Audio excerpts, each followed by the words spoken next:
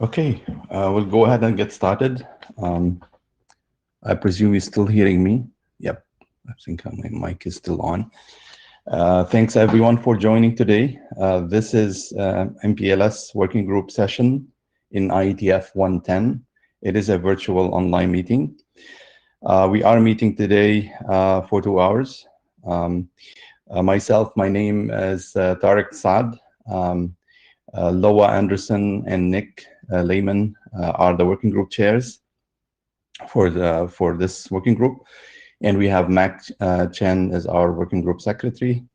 There is another session. It's a joint session with Pals.NET Spring working group on Friday, session 1, and it's dedicated to discussion about certain aspects of Mpls architecture, as well as the related working groups. I encourage you to attend that meeting as well.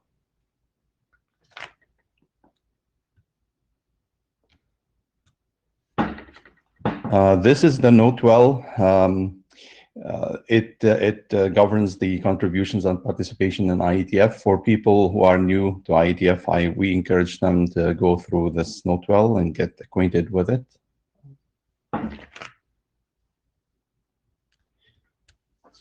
Some administrative pointers. Blue sheets, you're not going to have to sign your name as usual. The rest is pointers to helpful material about this session. Agenda bashing. We have 10 items on the agenda today. Some of the items that will be presented today are also presented on Friday joint session. The chairs are asking the presenters that are presenting on Friday to restrict the presentation and discussion to the solution, and take further architectural discussions or relation with other proposals or solutions to the Friday session.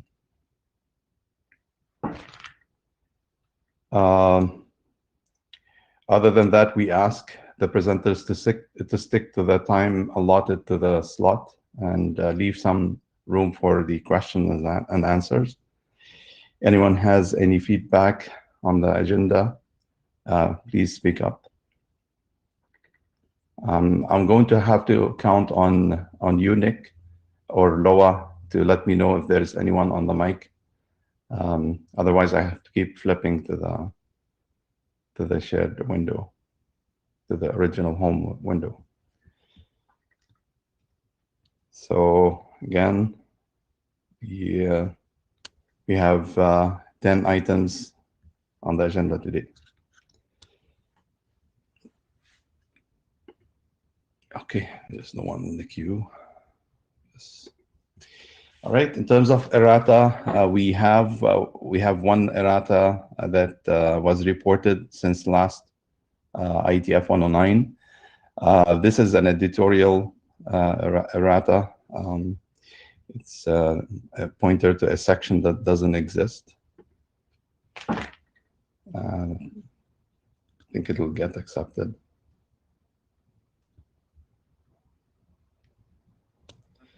In terms of liaisons, we didn't have anything since last time we met. In terms of the document update since last time, we have 2 new RFCs that were published, and we have two documents that are in the RFC editor queue, and another 2 in the IESG review. There were 2 new working groups that were adopted since last time. I'm going to go quicker than usual this time over the update to leave room for the other discussions and presentation. But please let me know if there's anything you expect we elaborate on. Again, we're showing the documents that were updated the working group documents here. Some of the documents were expired. We'll have to follow up if these will be revived again.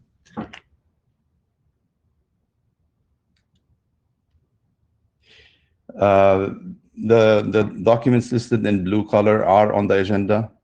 So these are individual drafts.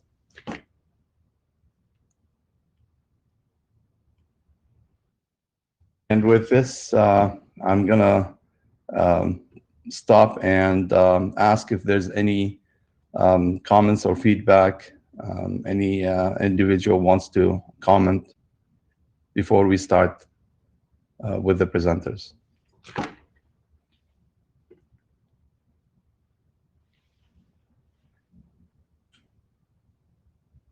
Okay. All right. We're going to start. Next up is the MPLS MSD Yang model with Ying Shen.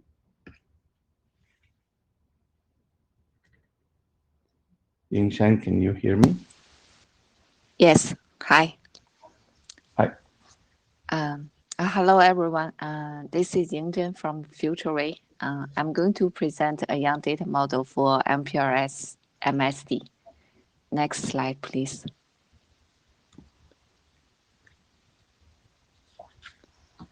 So let's start from what is MSD and why did we write this module. So MSD stands for maximum seed depth. It is the number of seeds that a node or a link can support. It's defined in RFC 8476 and RFC 8491. So you may have noticed that the authors of this draft are the authors from segment routing Yang model. We originally had part of the MSD Yang defined in the segment routing Mpls Yang module. And it was decided during IESG last call that MSD is more a characteristic of Mpls rather than SR specific. So we decided to put this into a separate module, which augments the Mpls base Yang module defined in RFC 8960. Next slide, please.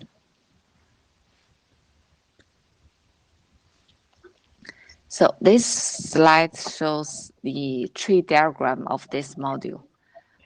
Basically, it has the, at node level, it has a list of MSDs with different types. And at interface level, each interface has a list of MSDs with different types. It's a very simple, small, straightforward module. So at this moment, we have everything as read-only because we consider MSD is a from the hardware. It's a character from hardware. It's not configurable. If any implementation that supports configurable MSD, please let the authors know, and we may make it configurable. Next slide, please. In the module, we also defined a grouping that can be used by other modules if they want to support MSD. Next slide, please. So next steps, we'd like to collect and address comments. And since it's a very small, straightforward module, we'd like to request working group adoption. And that's all. Okay, thank you. Any questions? I think I have a question. I'll get into the queue if there's no one else. Okay, I think there is no one but me. My question is, I saw there was MSD type. I'm not clear. Is it the type data plane type, or what type is it? It's really MSD type. So right now there are two types defined. If you there is actually an IGP registry for the type. The current two type defined as identity in the module. One is I think it's just the basic MSD type. It is the number of labels a node or link can read. And the second one is entropy, ERLD, entropy readable label depth, as defined in a different draft. We have reference pointers in the draft if you want to know I see. the details. Okay. Yeah. Okay. Okay. Thank you. Any other questions? If not, we will transition to the next presenter. Okay. Thank you. Thank you. Thank you, Yingshan. Next up, we have Deepti on the egress TLV for NELFAC.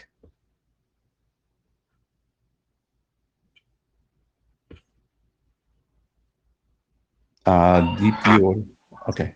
I hear. Are you able to hear me? Yes. Okay. Hi everyone. I'll be presenting egress TLV for NELFAC. The first document draft we have presented in IETF 109, and this is a follow-up draft with co-authors from Cisco, Zafar Ali and Nagendra Nair. Next slide, please. So in this presentation, I will be discussing the updates on the draft, the review comments which were given from the last IETF, and the next steps. Next slide, please. So there was a confusion in the introduction and abstraction key. It was taken as a only Spring T extension, but the draft is an extension to the NELFAC.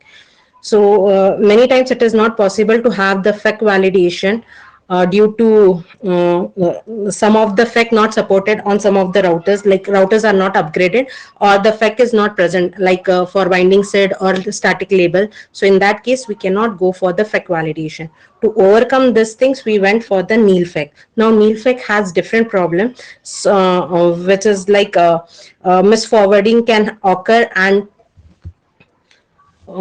and there is no egress validation even if the trace route and the ping is successful. So to overcome NELFAC standard and make it possible to trace any path irrespective of which protocol it used, we came up with the egress TLV. So egress TLV is the extension to NELFAC. The NELFAC processing, there is no change. It is just added as a this TLV is added as a to validate the egress of the complete path. Next slide, please. In procedure, depending on the inputs from other vendors and the explanation is updated using the diagram, and the procedure is made more explanatory. Next slide, please. These were the review comments. So the first review comment was why the draft, generic SID draft and this draft cannot be merged. So after speaking with the author of the generic SID draft, we came into the conclusion that both drafts are for different purpose. So the validation level for both drafts are different. On egress TLV, the validation happen, minimum validation happen on the data plane with only egress IP is validated, whereas the SID level, you are actually validating the associated SID on every path. The second is for egress TLV, transit router, if supporting the NELFAC, you don't need to upgrade the transit router. Only ingress and egress need to be upgraded. That is not the case with the generic SID. For generic SID, we need to upgrade all the routers. So after discussion with the authors, uh, we decided to have both those drafts separately as two different standards, since they are on different level. Next slide, please. One of the review comment was कि the number of labels and FEC in the respective stack should be same. So yeah, RFC 8029 doesn't say it should be always same. The section given here are the one which actually tells how the NeilFEC is processing. So since we are not changing any NeilFEC processing in this draft, it is just egress TLV is added to validate the egress of the path. I think we should be okay with this comment. So next slide, please. One of the question was ki how the egress TLV prefix is derived.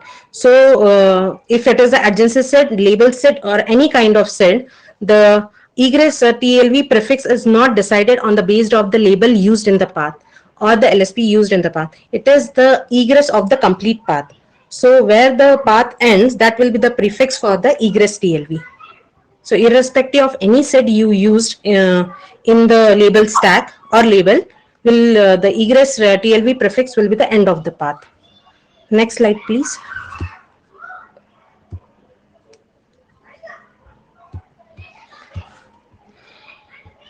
Uh, your comments, suggestions are all welcome and greatly appreciated. So it is, since it is a very simple extension to NeilFEC, and we got a request from the operators to take it as a standard as early as possible. We request for early code points and request adoption as early as possible. Thank you, Deepti. Thank you. Yeah. Thank you. Uh, Any comments? Let me see if there's anyone on the middle.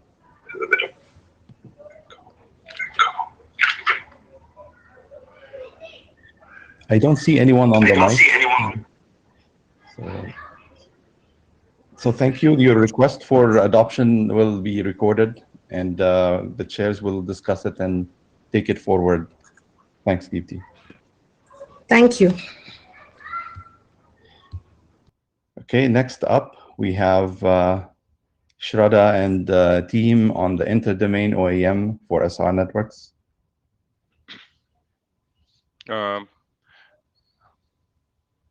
Hi, hi Tariq, are you able to hear me? It's Kapil. Hi, Kapil. Yes, I can hear you. Yeah. Hi, everyone. I'm Kapil from Juniper Networks. So I'll give an update of this draft from the previous IETF drafts. Previous IETF draft. Next slide, please.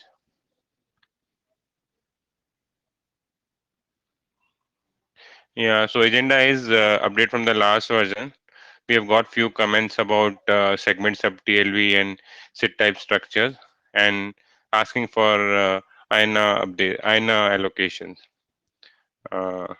Next slide, please.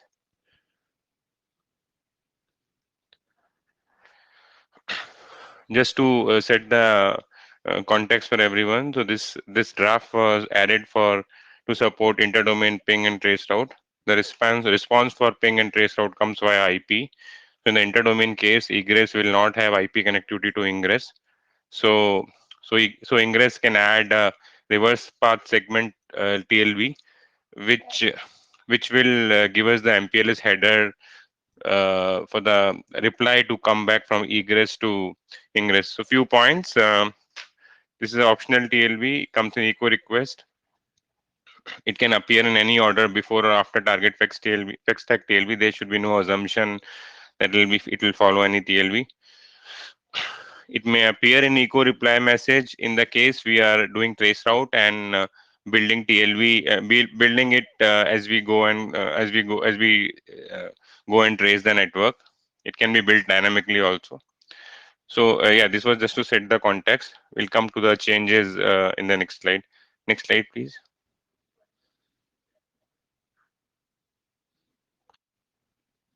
Yeah, so initial sub TLV, there is no change in the sub TLV's logic, but the initial sub TLVs was referring to IDR segment routing policy draft. We got a comment that we should define specifically in this draft, and it should be in the format of that the TLV is using the MPLS OEM. I think the type and length had a different different size in the segment routing policy draft. We have specifically defined the sub TLVs in this draft, but it will still map to the same TLV types, same types in IDR segment as IDR segment routing policy draft. This is type 1 sub TLV, where you can specify the label, which label to use to come back from egress to ingress. Next slide, please. So after type 1, if you notice, is type 3. Type 2 is SRv6 sub TLV, and this draft and SRv6 out of scope for this draft. So this in that's in separate effort, and it will be taken up separately. So again, this sub TLV gives a node address and a SID optional. So the egress can use this to calculate the path to come back to ingress. This is for IPv4. Next slide, please. Type 4 is for IPv6, the same TLV for IPv6. Next slide, please. Yeah, and this is a request for INI allocation for the same. For all these sub TLVs for MPLS label, IPv4 node address and IPv6 node address sub TLVs. Next slide, please. So this is a pretty simple and stable draft. We haven't done much changes other than specifically moving the TLVs from IDR to and reference of the TLVs from IDR, and specifically defining here a request and adoption for this draft. And that's all. I think if there are any comments or questions, I can take it up.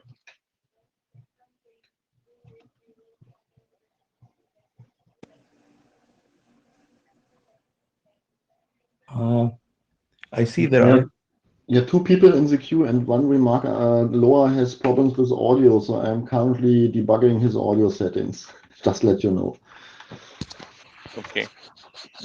So this is Mark. I have a Go ahead, I have a Mac. question. Okay, so I think there's a RFC called RFC 7110 defined reply path here that is used to specify the written paths of RSP pin. I think the use case for this draft is valid, but I think maybe it's better to use that TLV to define extensions based on that TLV to define relevant extensions. So is this the same TLV? I've not checked the RFC. Probably I can check it, and we can discuss on the email chain. Okay. So you are saying about some specific. I have not seen the RFC. Which RFC you're talking about? It's a general TLV that is used to carry the written path information. How to specify the written path? It can be there is already defined several written paths. Okay, so basically this is specific to NSI. This is basically specific to SR networks because we have different SRGB and things like that. That's why we have given a choice to the responder to select. To come up with a label in one of the sub TLV. If the same SRGB is a choice for the label. Other than that, there are cases where if there are two inter-AS networks connected by EPE, so if you go over the draft, it explains how to learn it. How to build it dynamically as soon as traceroute goes on.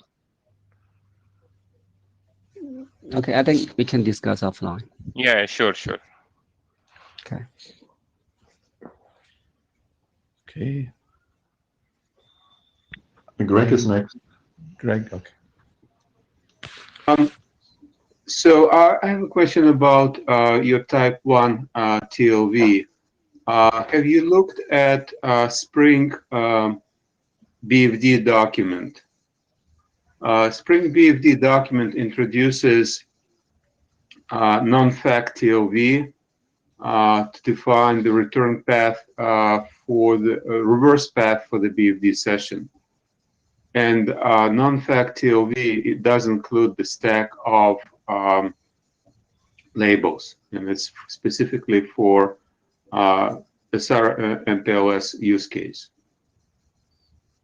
Okay. So I think Greg, I think you brought it up earlier in I think an earlier earlier IETF also, and I remember we spoke about I think your the defined TLV in BFD was specific, was only had equivalent to type 1, right? Yes. Well, because everything else is already, as Mac pointed out, covered by RFC 7110. So the combination of RFC 7110 and Spring BFD draft, working group draft, covers all the cases that you present here, in my opinion. I think it also covers how to dynamically build the stack when as traceroute goes on. Yes, but that's probably would be informational, not really standard track. But that's my opinion. Let's take it to the list. Okay, I mean, yeah, we can discuss in the email chain. Okay. Yes, thank you.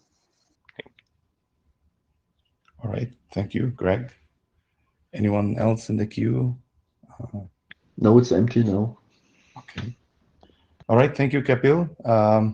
We will take it to the list like was suggested, and I guess you're asking for adoption of this document. Yes. So yeah. we will monitor the discussion, and the chairs will we will record your request and discuss it among the chairs. Thank you, Tariq. Yeah. Thank you. Okay, next up we have Nagendra on supporting flexible algorithms, prefix SIDs in LSP ping traceroute.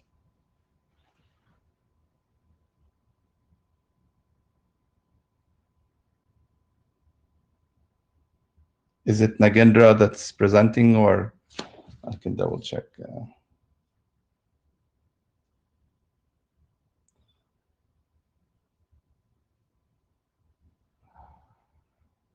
Yes. Is Nagendra on the call? Yeah. Okay. All right. But I can see you and I can hear you. okay. Take it away.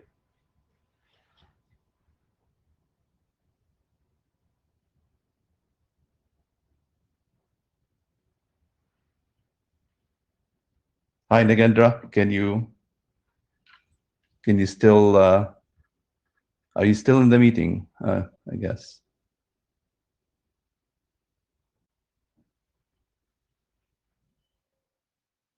I can no longer hear you. Okay, now, how about now? Yes, It works now. I can hear you now. Oh, finally. Thank you. Hello, everyone. I'm Nagendra from Cisco. I'll be presenting this draft on behalf of my co-authors. Next slide. So this draft basically identifies a gap in the existing definition and tried addressing the same. So the problem is the problem statement here is RFC 8287 defines the the LSP things, targeted FEC stack, and the semantics for initiator and the responder for to validate the LSP paths in segment routing network with MPLS data plane. Now, this is an example of one of the prefix SID. As you could see, the targeted FEC stack is currently defined in a way that we define the prefix, or we include the prefix and the length, along with the protocol that is used to advertise the mapping, the SID and the prefix mapping. So this information that we carry currently with the targeted FEC stack is sufficient to validate single topology or the default flex algo scenarios. But when we apply this in multi-topology or the scenarios involving flex algo, the non-default flex algo, this information may not be sufficient to perform the validation. Next slide. So we have it explained with one of the example topology that involves multiple flexible algorithm. So as you could see in this topology, node 9 is advertising prefix 1.1.1.9 by associating it with 3 different flex algos. So as you might be aware, for each flex algo will be having unique prefix heads. So the prefix head 16009 is advertised for flex algo 0, or the default flex algo, and 16809 is advertised for algo 128, and 16909 is advertised for flex algo 129. Now let's imagine a scenario where node 0 would like to perform the validation for a specific flex algo. In this case, 16809 for algo 128. So when the probe is generated from node 0 and when node 9 receives the packet, it may not have sufficient information because we just included the prefix, which is 1.1.1.9, and the respective subnet mask along with the protocol that is used to advertise. So now node 9 may not have the relevant information to validate if it needs to be validated against flex algo 0 or 128 or 129. Now based on the implementation on how the prefix is associated in the respective table, it may even end up sending a false negative saying there is a label mismatch. So this draft is proposed to tackle this problem. Next slide.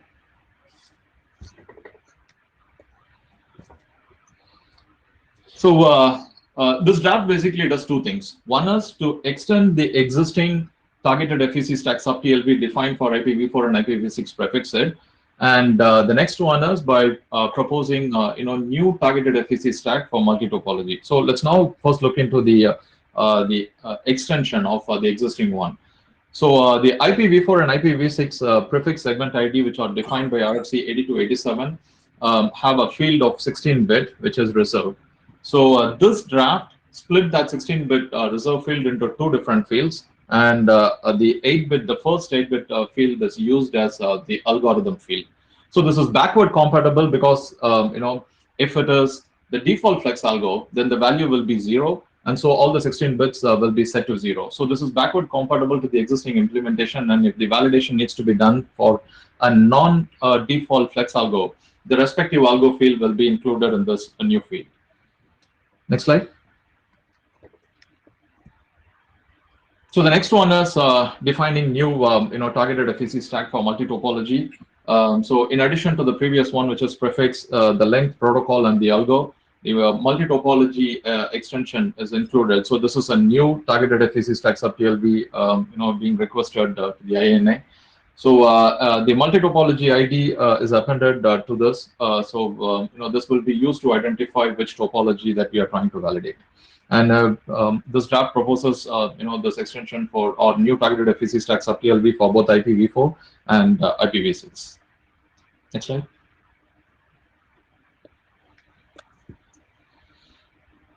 So the same example that we saw in the problem statement has been explained with the flex algo example here.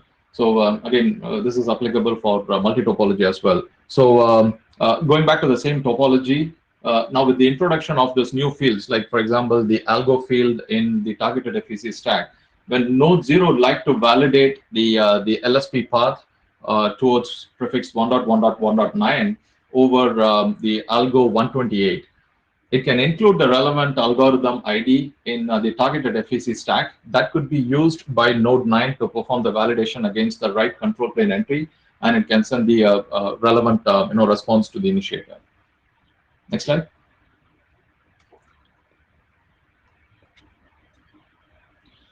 So the current stated, this draft was inactive for some time, and we resurrected the draft, and we have new co-authors joined us from Juniper.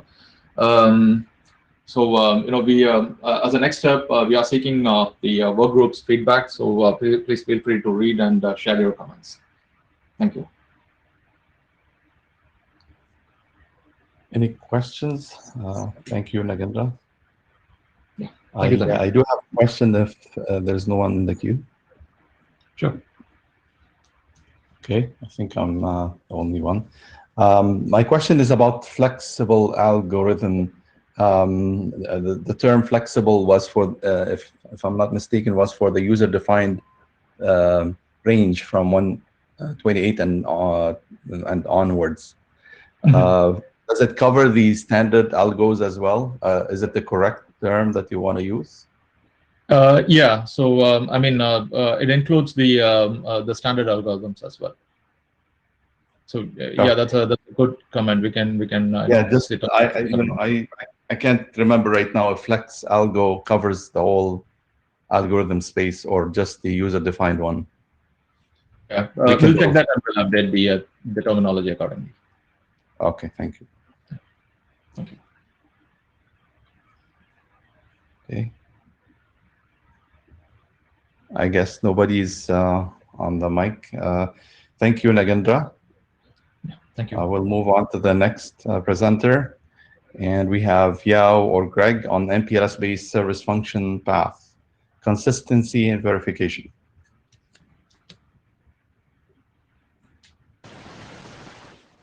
Hi, can you hear me? Yes. Yeah, hi. Okay. I can hear you. Yao from, hey. Hi, I'm Yao Liu from ZTE. My presentation today is about MPLS-based service function path consistency verification. Next slide, please. The requirement is to evaluate MPLS LCP mechanism to support verification between the control plane and the data plane for MPLS-based service function path. In this draft, MPLS-based SFP includes MPLS SFC in RFC 8595 and SRSFC in the SR service program draft. For MPLS SFC OM, this draft proposes that service function forwarders are responsible to process the MPLS echo request and expand the usage of the generic associated channel label to identify the SFP OM packet. And new sub-TLVs are introduced for the FEC of the MPLS basic unit for SFC.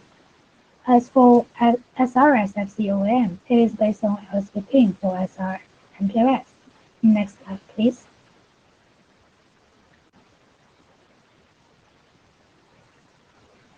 This draft has been presented on last meeting, and here are the updates since then. First, MPLS SFCOAM and SR SFCOAM are separated and discussed as two independent topics. Second, the solution is modified to be more consistent with the LSP mechanism.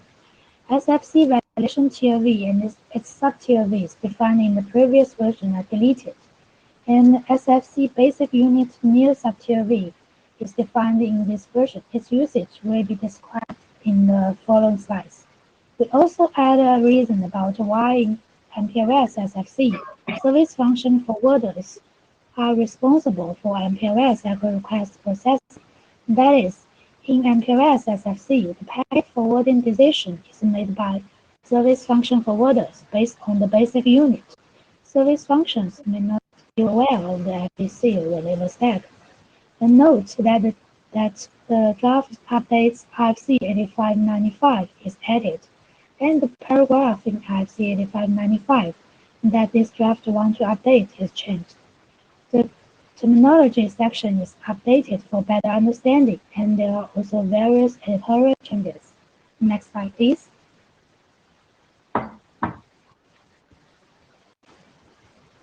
And these two sub-TLVs are defined only for SFC and MPLS. Packet forwarding in SFC and MPLS is based on the basic unit for SFC, which is two labels. So the SFC basic unit sub-TLV is used to carry the corresponding FEC info of the basic unit. The RD and SF type fields are taken from its control plane draft. In SFC and MPLS OM, since one basic unit is related to only one FEC, to ensure that the proper validation can still be performed, the SFC basic unit new sub-TLV is introduced. It is a bit similar to new FEC, when during FEC validation, and service function forwarder should skip the new subtier V and use the SFC basic unit subtier V to validate the FEC of the basic unit. Next slide, please.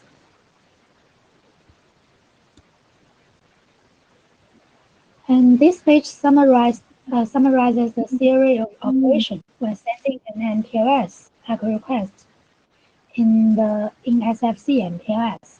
The echo request is sent with a label stack corresponding to the SFP being tested. One or more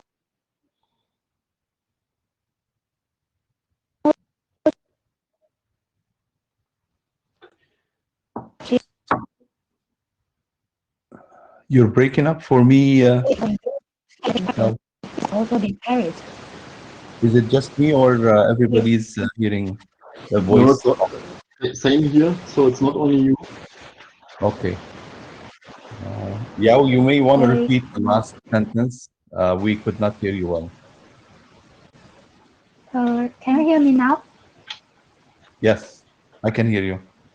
Okay.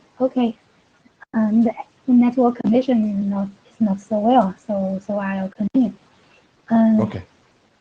So downstream detailed mapping theory may be included, and operator should manage the TTL field of the SF label properly to trace and service function path. Next slide, please.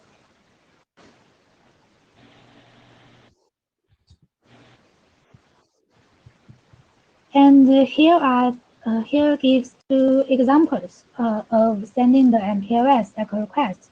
The left is an service function path based on the swiping mode. The MPLS echo request is sent with one basic unit and one GAL in the packet. The TTL of the SF label is set successively to 1 to 3 and so on.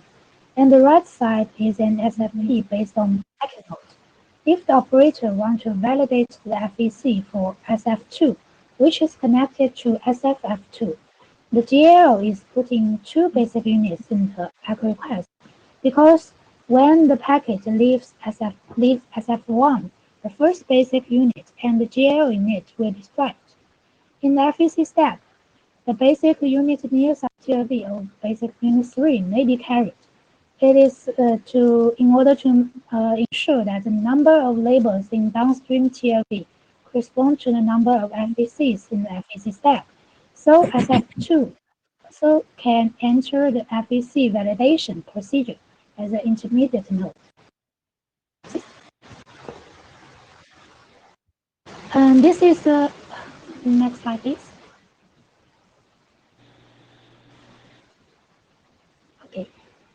This is the packet processing flow of the service function forwarder after receiving an echo request.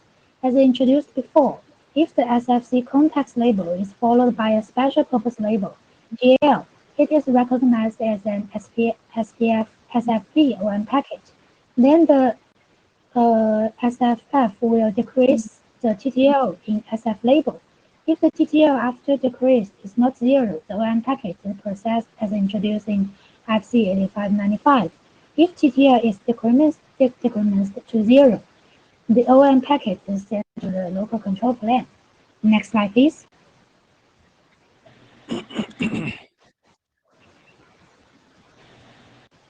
And IFC 8595 specifies the processing rule of the TTL field of the SF label. One of them for the swiping mode is if an SFF decrements TTL to zero, it must not send the packet, it must discard the packet. To specify this rule 2, if an SFF decrements the TTL to zero, an OM packet may be sent to a control plane. Given it does not exceed the configured rate intended to protect the system from the possible DOS attack. Next slide, please.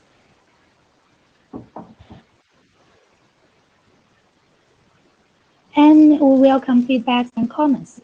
And because SFC, MPLS OM, and SR SFC OM are separated, we plan to split the draft, and only the SFC MPLS OM part will be kept in the draft.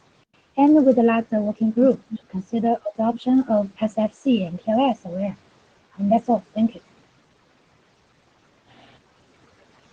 Thank you, Yao. Let's check if there are anybody in the queue for questions. Yes. I see some. Yeah. Genra and then Noah. Yeah, thank you. So, Yao, I was looking into the theory of operation that you defined, and I understand that this draft is targeting both, the legacy MPLS and also the segment routing MPLS for SFC.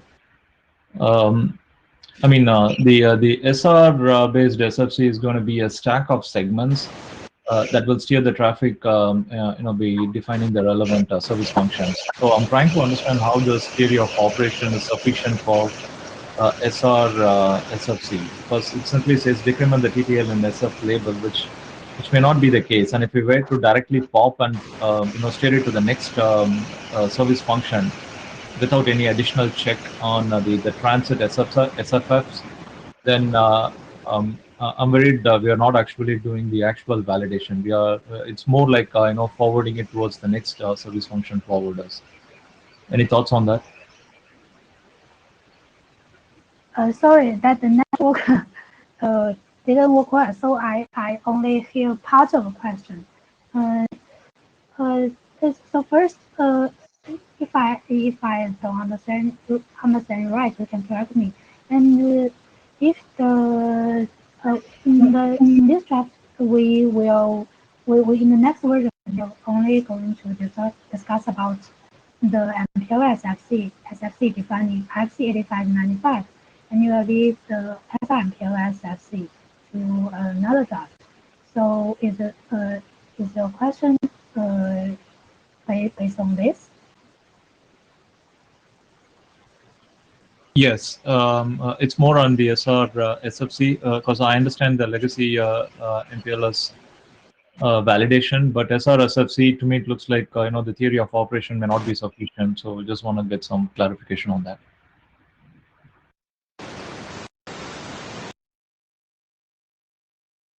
If I may, this is Greg. Sorry to interject because of your network condition. So currently the draft covers only MPLS SFC case. So it's not applicable to legacy. It's not applicable to SR SFC. It's specifically for RFC 8595. Does it answer your question? Yeah, because I remember saying something around. I know this draft covers both SR SFC, so just want to get a clarity. Well, that's okay. That's something that we're still discussing. We are open for, and we appreciate the comments from you in the working group, because we realize that these use cases are different, and they either require different instruments or might be just a separate draft. But current solution applicable only to MPLS SFC covered by 8595. Okay, thanks. So then Loa is next.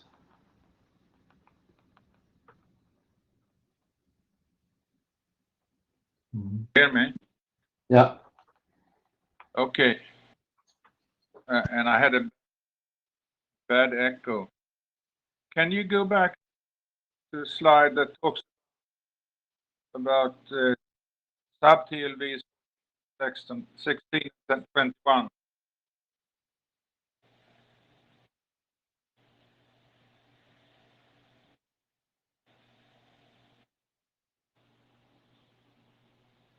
Need to help me on which slide exactly you want me to go back? Okay, so that's this is the good. one. Okay. Yeah. So all other sub-TLVs are defined for TLV 1 and 21. Is that true this case also.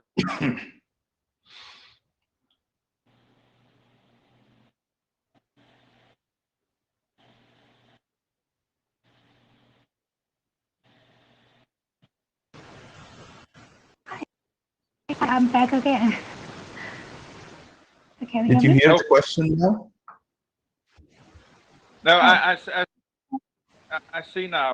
It's the text on the slide. This is confusing.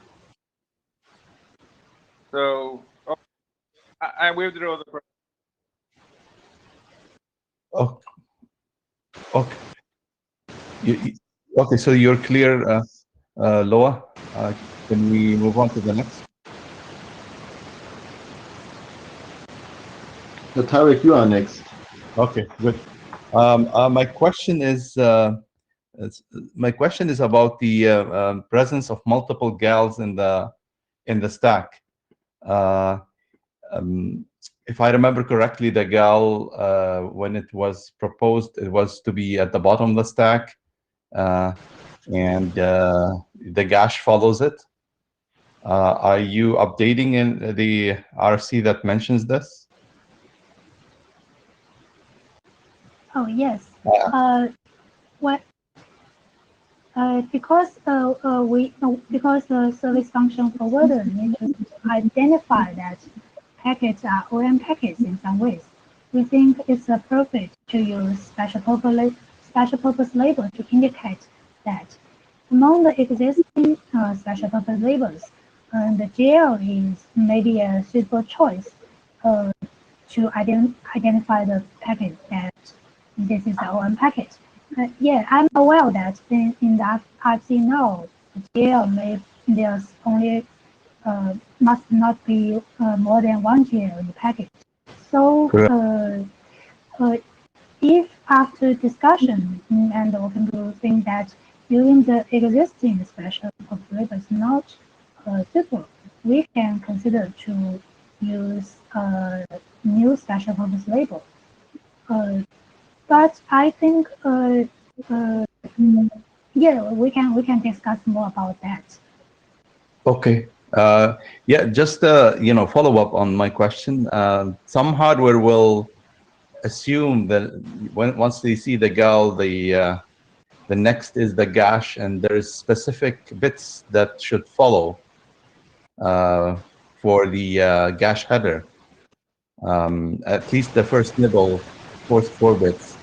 And I see here that you're assuming an SF label without any regard to the first nibble. So we can take it to the list, but I think this has to be thought of more. Okay, we can discuss more about it. Okay, thank you.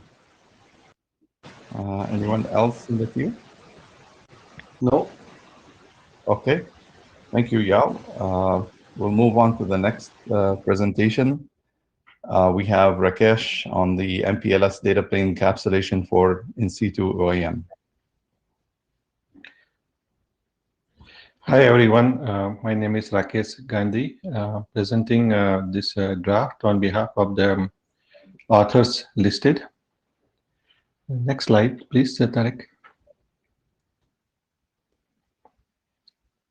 So the agenda is we'll look at the requirements and the scope of the draft, the summary of the procedures. There is some discussions happening in this session, as well as we have a joint Mpls Spring MPLS working group session on Friday, and discuss next steps. Next slide, please. So the requirement and scope of this draft is this is about the in situ OEM. The work is being done in the IPPM working group, where the data fields are defined, and the scope is to carry that with MPLS and CAP for both the edge to edge case as well as hop by hop IOM case. Next slide, please.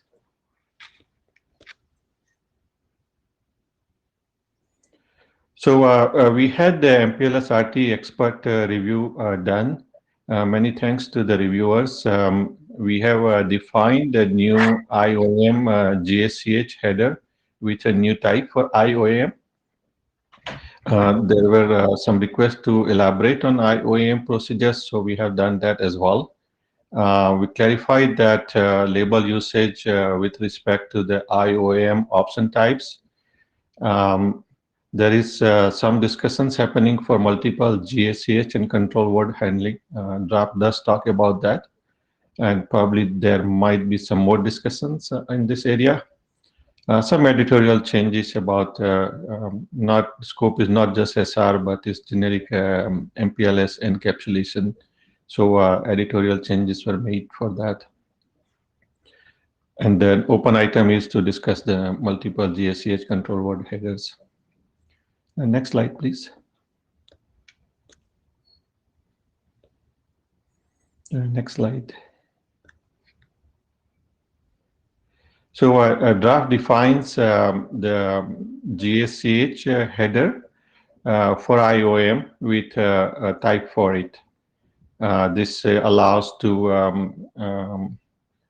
handle the ECMP related issues because it starts with 0001 bits, and it's followed by IOM options that's defined in the IPPM working group documents. And next slide, please.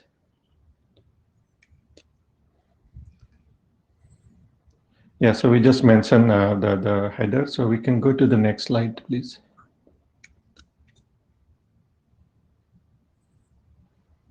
The second extension being used are the indicator labels. They are used to indicate the presence of the IOM data fields after end of stack. The separate labels are used for edge-to-edge case and hop-by-hop case. Idea is to optimize the processing on every hop. It's a heavy processing, and trying to avoid the processing on all the mid nodes. And in case of hop by hop case, the trace options are processed on each hop, but as well as the edge nodes.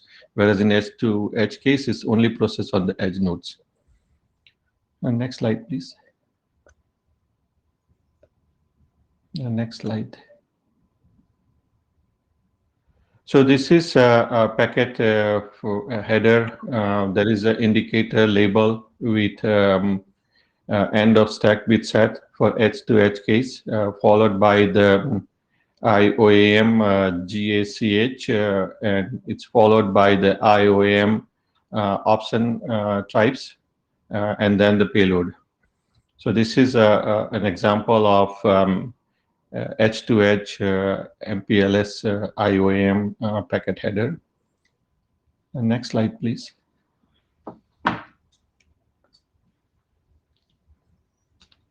So there are three methods for the edge-to-edge indicator label allocations. One method is to define standard extended special purpose label, which is used along with the extension label 15. Second method is to have a global label, which is can be allocated by a controller, in which case you only have one label. In case of number one, you have two labels. And there is a third case where the label is signaled by the decap node. This also helps with making sure that the decap node is capable of processing the IOM, because it will advertise the label. In all three cases, the label is carried at the bottom of the label stack.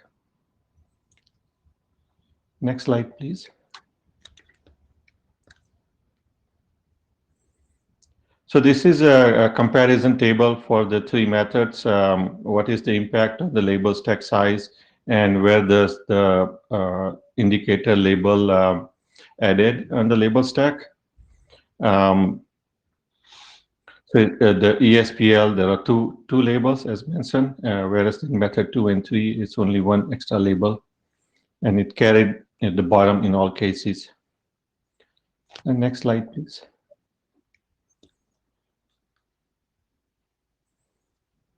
So the procedure is on the NCAP node. The MPLS header is added as well as the indicator label and the trace options for H2H case. And midpoints do not process. They will not find any indicator label that they need to process. So they will skip it. Decap node will process, will find the indicator labels. It will process the IOAM, and it will decap, remove the IOM data, and it may take a copy of the packet along with the IOM data for further processing, which could include telemetry, for example. And after decap, removing the IOM label as well as data fields, it will forward the packet just like any data packet it processes. Next slide, please.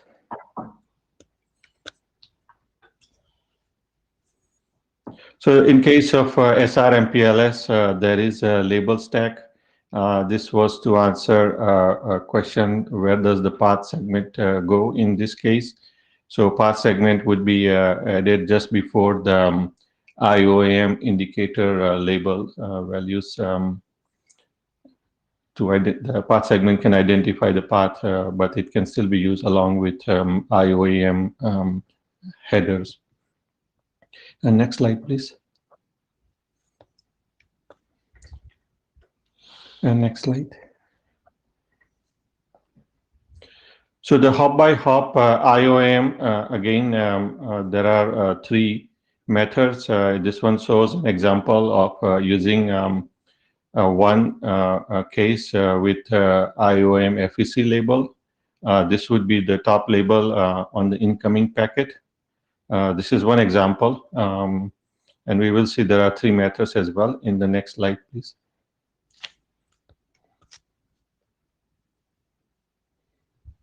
So just like the H2H case, there are three allocation methods. One is being the standard extended special purpose label using with extends label 15. There can be a global label allocated by a controller, or an FEC label, IOM label advertised by the intermediate and decap nodes. In this case, the label is carried at the top of the label stack, whereas in the previous, the other two methods, they are at the bottom of it. Next slide, please. This is a comparison of the three methods, pros and cons. In case of number one, the special label, you have two extra labels. The global label would be one. And in case of the FEC label, it's just the regular label with IOM enabled, so no extra label on the stack. In case of number one and two, they are at the bottom. Number three is at the top. Just one salient point about number three is that if you have a different traffic, one with IOM enabled, one without, you may have a different fee entry that needs to be processed. And next slide, please.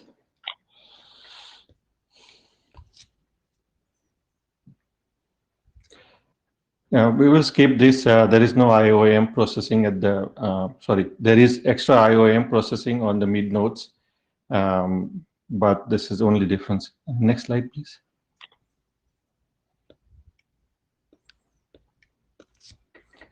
Next slide. We can go to the next slide with the picture. So in case of, so this is being discussed, and so there are some other proposals for this issue as well. So in the draft, there is a case with a pseudo-wire label packet that exists today. For example, how would IOM would be carried? So it would be carried between the pseudo-wire label and control word. The IOM label would be at the bottom. So this way, any intermediate node can easily find the indicator label at the bottom with EOS 1 and do the processing for IOM. IOM processing can be heavy. It can be on every node. So it's a well-known location, but it does get removed. So once you remove IOM indicator label and the data fields on the decap node, and then you have your pseudowire label and control word in the packet, and then you continue the regular processing. The labels stay where the labels are today in the MPLS header, and the metadata stay together where the metadatas are there today. So there is no change in the architecture for MPLS. This should not break any network, assuming that IOM is supported and enabled on the node. Next slide, please.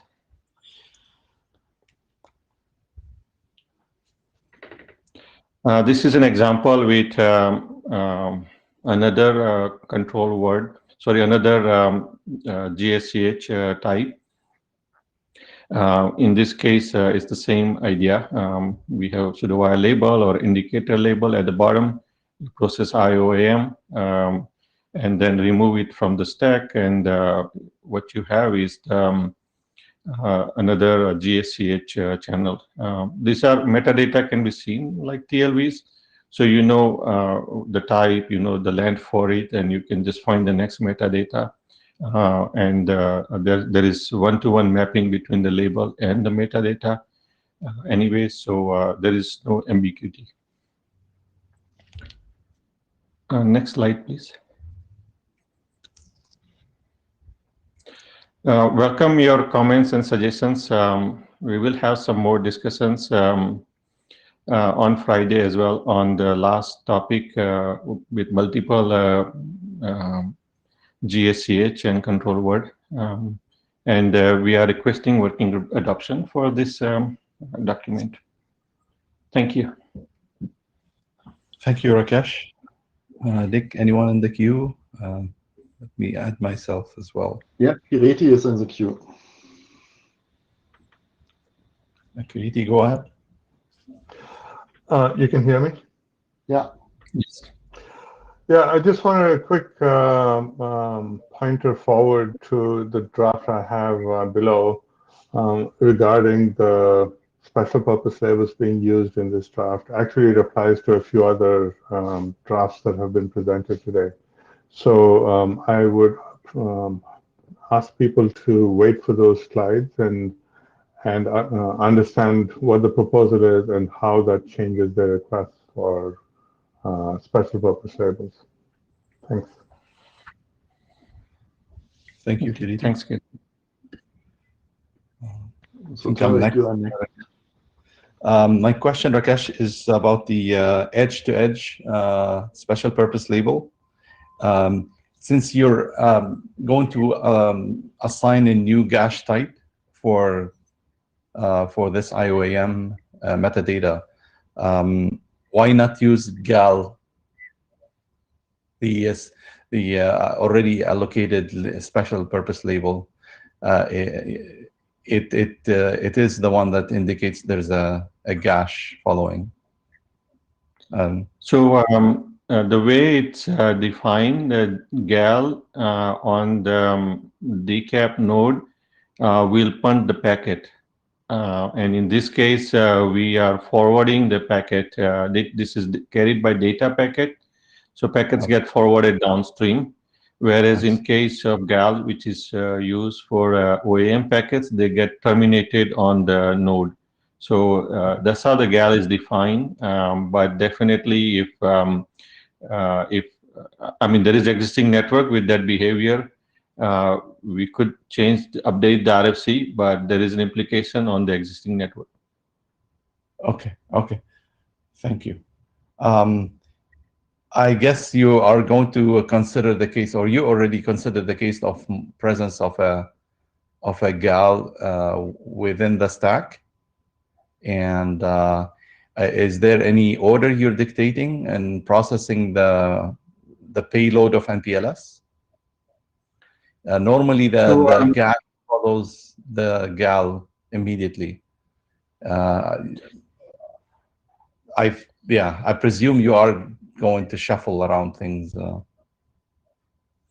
you need to understand the requirement, because the IOM is carried by the data traffic, and GAL is carried by the OAM packets. So you don't have, at least typically, you don't have a case where you have both OAM and data. They are different traffic, right? So you don't have that case. But if there is some scenario, we can talk about it. Okay, I don't have a case yet, but I don't think we can just assume it will never happen unless you state that in your proposal. Explicitly state it should not, must not. Yeah, we can say must not, and because it's GAL is meant for OAM, and this is meant for data packets, so we can definitely state that. Okay, thank you, Rakesh. We'll follow up on the list. Thanks, Tariq.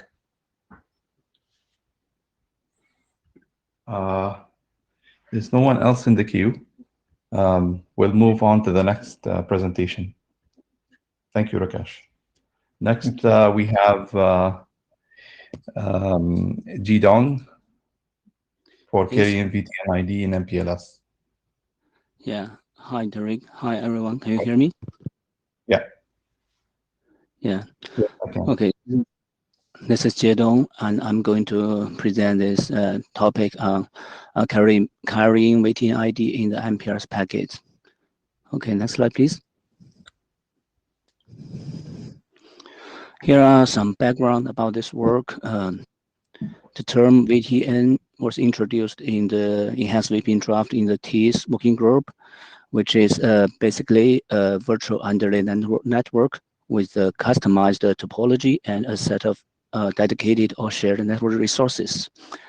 A VPN can be used as the underlay for one or a group of VPN plus services, as shown in the picture in the right side. We can build multiple VTNs based on a shared physical network, and each VPN can be used to carry one or a group of VPN overlay services, and the overlay VPN, and together with the VTNs, will provide the VPN plus services to the customers. In order to guide data packets to be steered to the set of network resources allocated to the specific VTN, the information of the associated VTN needs to be carried in the packet header, and the VTN information needs to be processed along the path on each hop to ensure that the consistent packet forwarding with the VTN context can be assured. So in this document, we propose a mechanism to carry the VTN identifier and the related information in the MPLS packet. This mechanism is applicable to both SR-MPLS and the traditional MPLS networks. Next slide, please.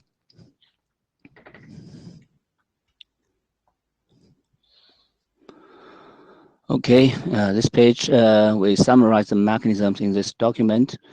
Basically, a new header called VTN header is introduced to carry the VTN ID and the related information.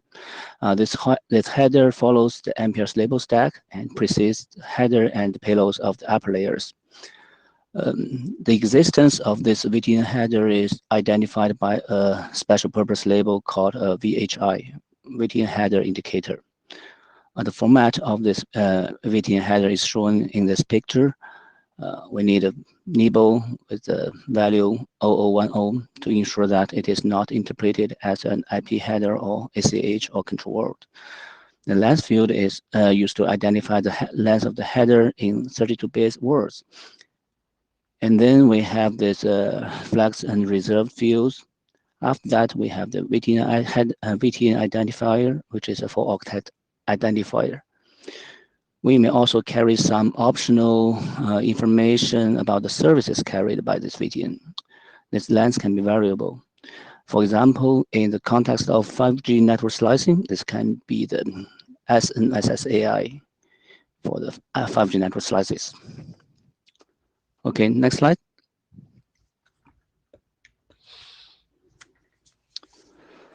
Here are the procedures of this VTN header processing on the ingress node.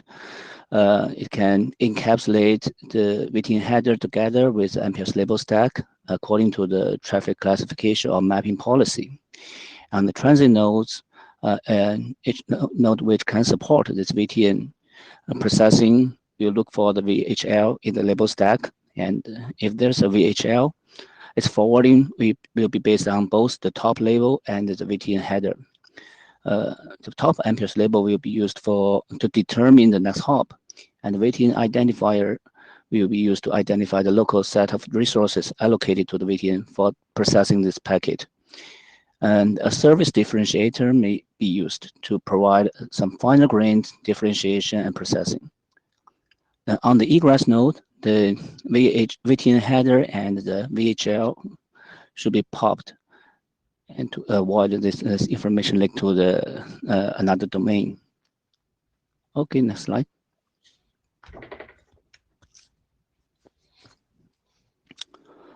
Some considerations about the capability, advertisement, and the negotiation. Before inserting this header into the packet, the ingress node needs some information about whether the nodes, including the egress node and the transit node along this path, can process this VTN header properly. So this we need some capability, advertisement, and the negotiation mechanism. This will be provided in a future version. Next page. Okay, I think this is a straightforward extension. We would appreciate comments and feedbacks from the working group. Thank you. Thank you, G. So in the queue, first Tarek and then Stuart. Oh, okay. I'm still in the queue. I do have a question, but it wasn't meant that I am in the queue. I'll take advantage of that. My question is related to the presence after the end of stack, the VTN ID. What if the transit node cannot read beyond the end of stack? Did you any considerations about this problem? Yeah, I think that belongs to the capability advertisement, which each node need to advertise whether it has this capability to process this VTN header after the label stack. Okay. Is that what you mean? No, I mean if there's something called readable depth, and if I cannot read beyond the readable depth, I cannot reach the VTN ID.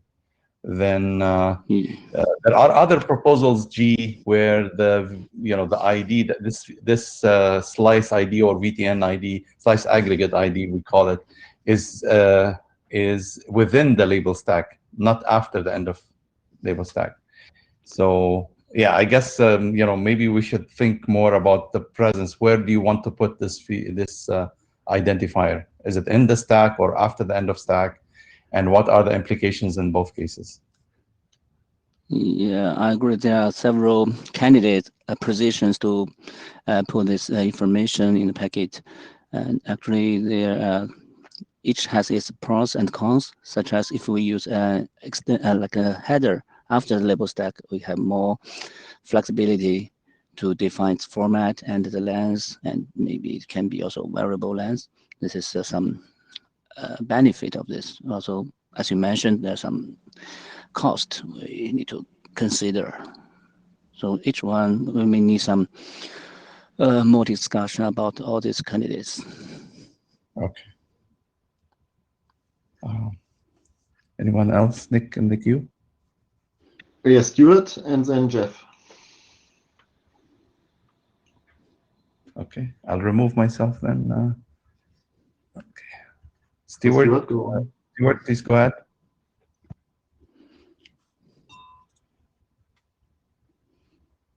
We can't hear you, Stuart.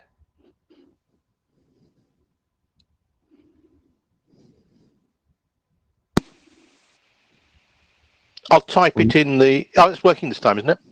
I can hear you now. Thank you. Sorry about that. Right. No problem.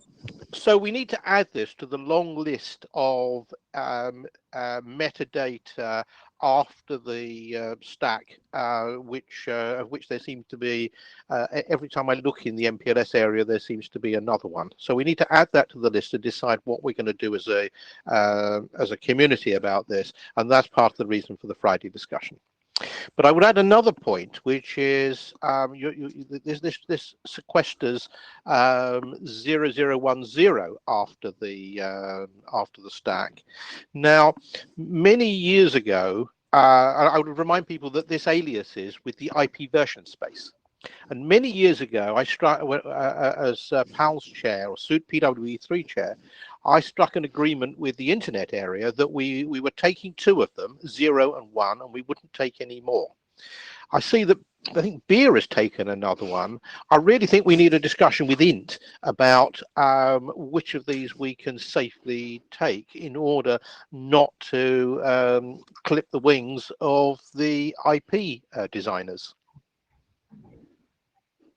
Yeah, thank you, Stuart, for your useful information. I didn't realize that kind of conversation before. It was many, many years ago, and it is because that 00, the 4 zeros and 4 zeros ones are IP versions in the original definition of MPLS. So we have to be careful not to take any more of them than we absolutely need.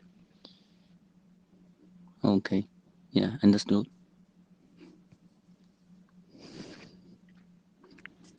So Jeff, you are next. Hey, I would like to re-emphasize the importance of considering BOS and ERLD. ERLD is supposed to be used within label stack. There's a number of implementations who would look at BOS bit and skip processing, right? So if your header is beyond, ERLD might not represent what it is. Yeah, that need to be taken into consideration. Yeah, I understand this. Thank you. Especially given existing implementation. I mean, they'll look for BOS. Yes, yes.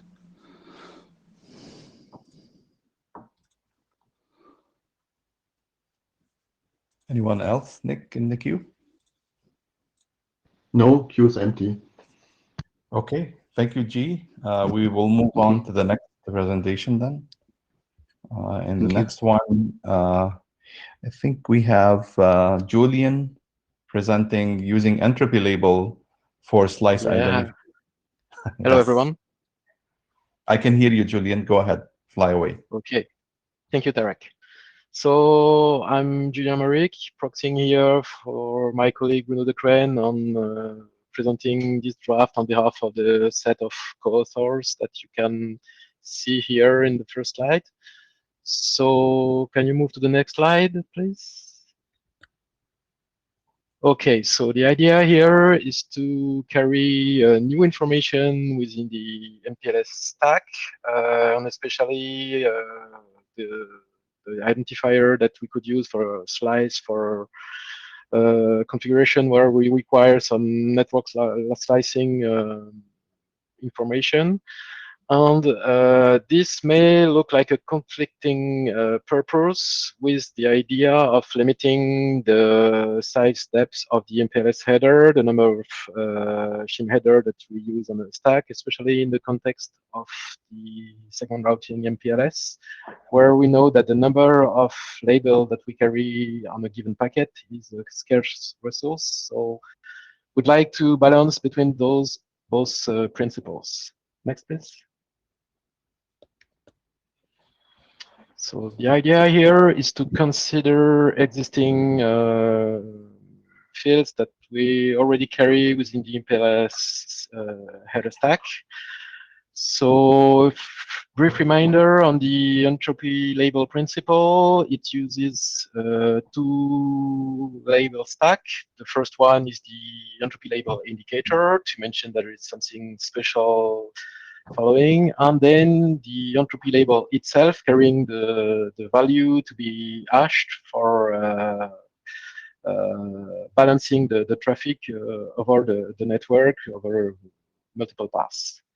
So we see in this drawing that there are some fields here, especially the traffic class and the TL of the entropy label, that may be useless until we associated some semantics to those. Next, please. So the idea of the draft is that we keep the usage associated to the entropy label and the semantic of the entropy field to support load balancing and hashing over the network and transit LSRs over the network. We still allocate the entropy label value from the ingress LSR and push that label within the stack. And the idea here is to make use of the bits from the entropy label TTL, which currently are defined as a reserved field for future uses. The futures is now, and we propose to allocate some of those TTL unused bits to use them as flags and enable different features depending on the semantics we associate to those flags. Next, please. So to specify the first proposal from this draft is that we define the entropy labels TTL field as a new entropy label control field, which is no more just zeros, but some flags. 8 flags, it's a byte actually. So on those flags, maybe user defined to be associated to some specific feature. So the idea is to maximize the reusability of those bits to various purposes, not necessarily associate a fixed flag to a fixed feature, but make it configurable to make sure that we can consistently configure various LSRs over the network, and in most cases, consider the consistent configuration between the ingress LSR and the egress LSR, and associate a given flag to a given application inside the various implementations.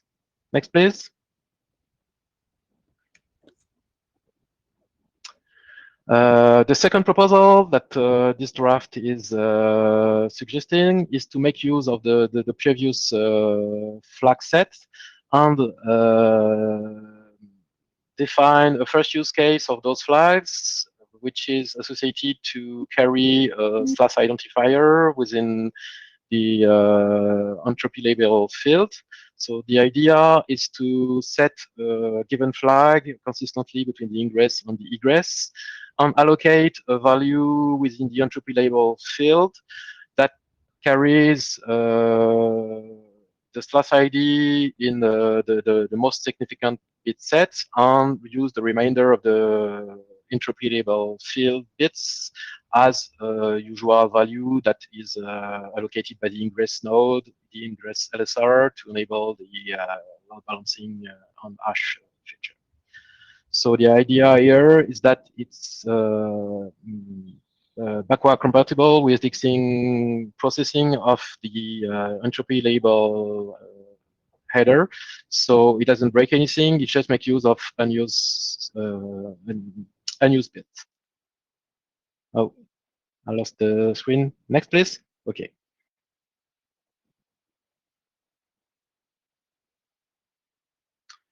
So a bit more detail of the processing by the ingress LSR. The typical use case of the entropy label is that the LSR at the ingress of the LSP or the path is in charge of allocating the value within the entropy label. So here we just split the field and give a different semantic to the most significant bits and lowest significant bits of the entropy label field, and we split it with two different semantics, but globally it remains based on ingress allocation. And we use one of the fields from the former unused TTL field as a flag set to mark that we are making use of the slide ID feature. Next, please. So for any transit LSR, one of the main advantages of this proposal is that it doesn't change anything from the processing of the field. The entropy label is just treated as an opaque field on which the hash feature may be performed. So whether the most significant bits carry a specific value or not, it remains fully similar to the initial definition of the entropy label. And in case the flag associated to the slash ID is set, the supporting implementations over the path, along the path, will be able to do specific processing associated to the pair slicing behavior in case something is related to a pair slice processing along the path. Next, please. So to summarize, the main benefits associated to this proposal is that it remains compatible with routers already supporting entropy label. On the new feature, only makes use of unused bits within the existing shim header. So no new fields to carry, no new resource to consume. It just enable a particular processing associated to a new definition of unused bits so far. It reuses the entropy label signaling capability on the maximum size depths that we already have progressing in parallel. And it's enable incremental deployments over operational fields because thanks to the backward compatible advantages, it doesn't break anything and can be deployed in a step-by-step basis. So next, that's it. I see people queuing already. Yeah, Stuart, G, and Jeff. Yes, sir. So I was looking at RFC 6790, section 4.2, ingress LSR, point 4. The TTL for the EL must be 0 to ensure that it is not used inadvertently for forwarding. There was quite a lot of discussion about this at the time. So whilst you have an interesting idea, we do need to make sure that we aren't derogating any security promises that we made in the past. Yes, I see your point. I think it's relevant to make sure that it doesn't break anything. So far, I don't see it as different from any field that remain reserved for future uses. No, but no. If there are some specific issues that were identified at that time, it's worth looking at them. You're right. Right, so this was about making sure that we didn't get rogue packets in the network. That's why it was done. And so this is about whether one of these packets could ever get loose in the network with a high TTL and go somewhere strange. That's why we did it. And I think it needs a much bigger consensus that it is safe to remove that safety feature. Okay, so that's an open issue that needs to be tackled. I see. Thanks, Stewart. If anyone has a view on that, that's probably an interesting thread to start on the mailing list.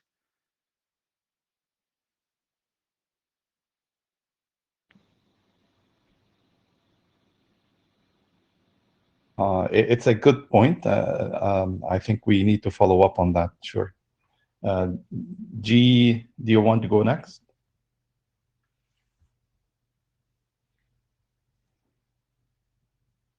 Can you hear me? Yes. Okay. Yeah, I see this document proposes another a candidate approach for carrying the like network slicing information in the MPLS packet header.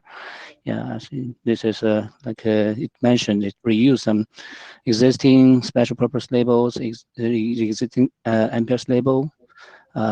It can make the label stack more compact.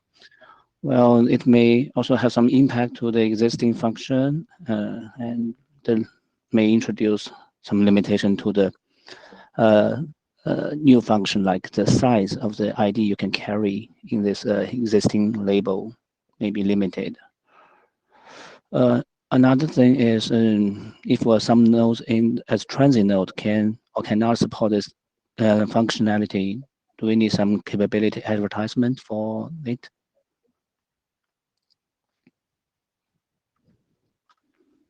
I'm sorry, I didn't catch your question. Okay.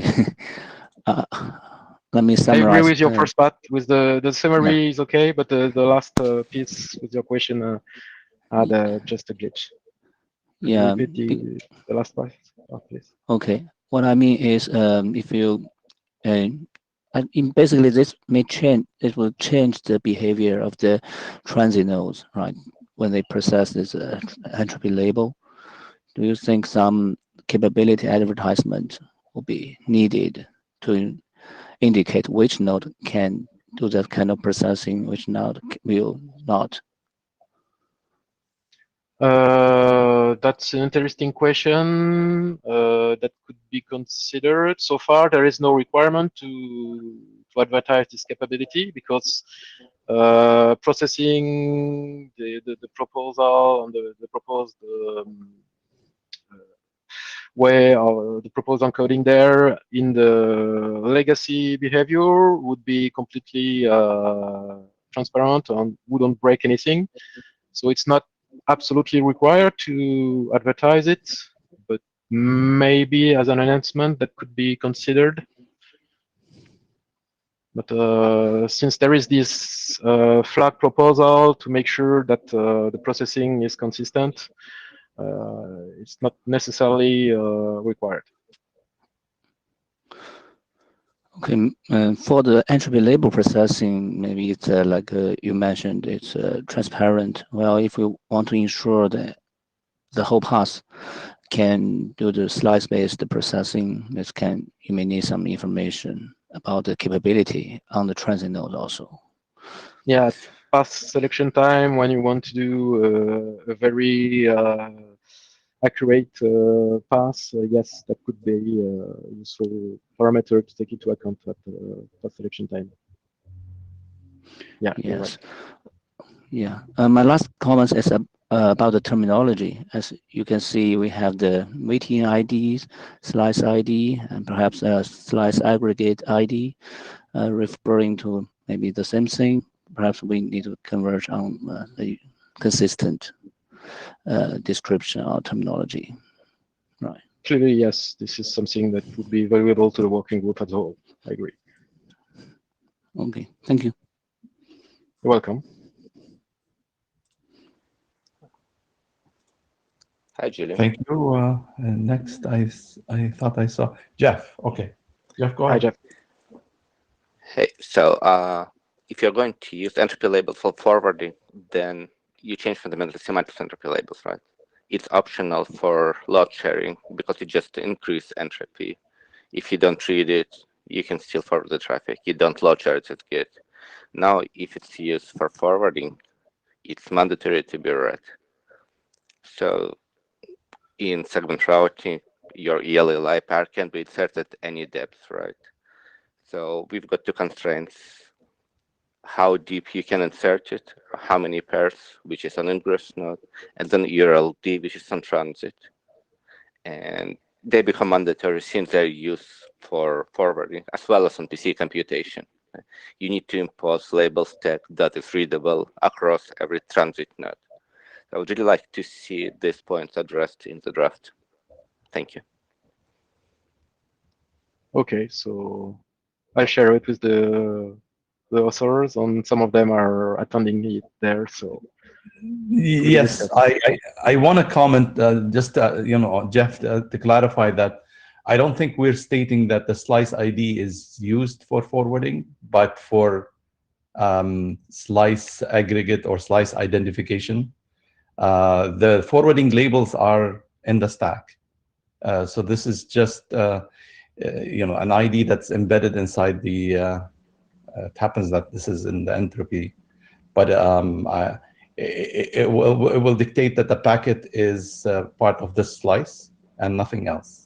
It's not dictating that changing the forwarding behavior. At least this is my understanding of. I don't think in the draft for written data plane, right? Repeat that, please. It is for written data plane.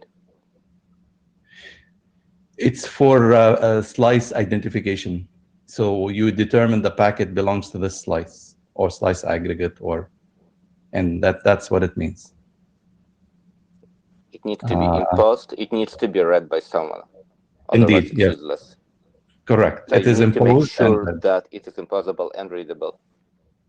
Oh yeah. I totally agree that a transit node should be able to read it, and it should be within the readable depth.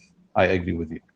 That's good. And that's 8662 goes in great details how to compute label stack, where to insert it, and it would be great to see it addressed in the draft. Yes, I agree. Thank you, Jeff.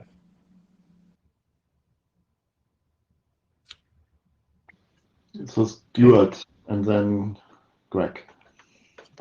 Let me speak. Yeah. So first of all, I agree with the points that both of sets of points that were just made. It seems to me being no point in putting this thing in a critical part of the forwarding layer if you're not actually going to use it as part of the forwarding decision, and that means that you need to have capability advertisement, and the path needs to verify that the path, all the P nodes have got this capability. So that's the first thing.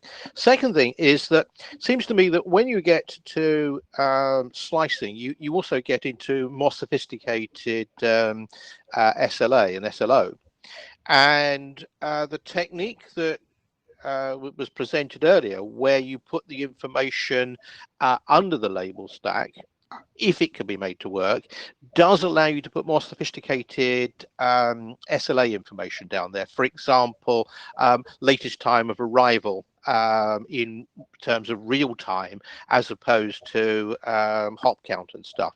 So we need to understand what more sophisticated things slices are going to want before we decide how to do slice identification.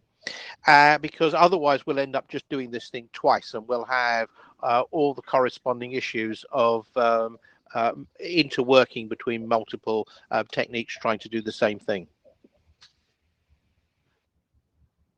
Yeah, I see your point, Stuart.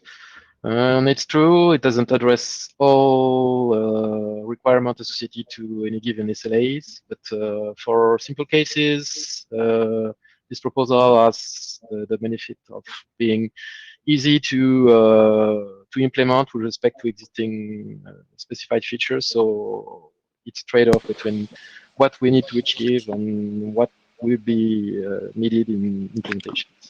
But don't forget, act in haste, repent at leisure is the concern. Mm-hmm. Thank you, Stuart. There was another person in the queue. Are we managing time? Yes, thank you for the reminder. Greg, can you please make it quick?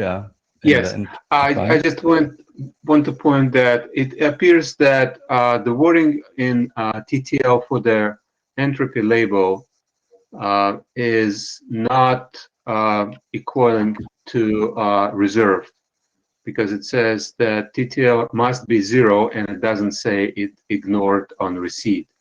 So reuse of this field is risky, and I agree.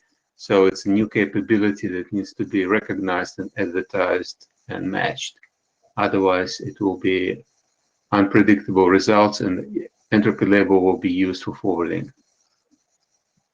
I think it fully matches Stewart's initial comment, and I guess that Tarex agrees to start a follow-up on this issue. So it's probably just the start of the resolution of this issue.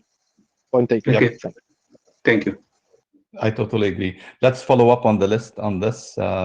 That's an interesting point. And I want to move on to the next slot. Thank you, Julian, for representing the office, and much thanks for that, by the way. All right. I'll move on to the next presentation by Kiriti. Please go ahead, Kiriti. Hi, thanks. Yeah, before I start, I want to say that we need to do a better job of time management in the MPLS working group.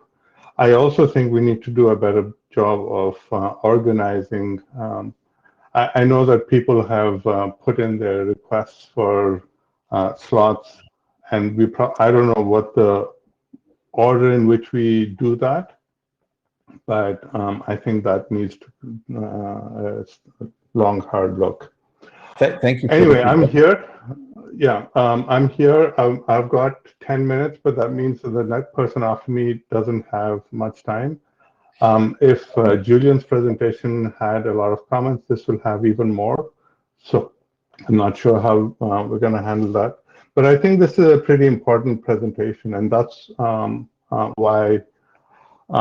Anyway, I'll stop talking about time and start talking about my slides. So next slide, please. Thank you.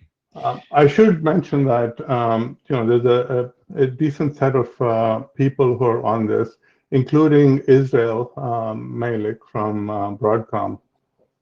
So we've done a little bit of a polling of how different forwarding engines use this, and that'll come in useful.